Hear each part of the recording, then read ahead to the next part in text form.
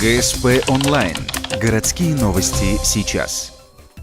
Вторник, 11:00. Ухтинский филиал общественной приемной главы Республики Коми. Прямая линия. Тема – нарушение трудовых договоров. На вопросы граждан отвечают представители прокуратуры, трудовой инспекции и следственного отдела Ухты. Вопросы серьезные и почти все посвящены задержке заработной платы. В течение 3 лет нам задерживают зарплату на 2 месяца.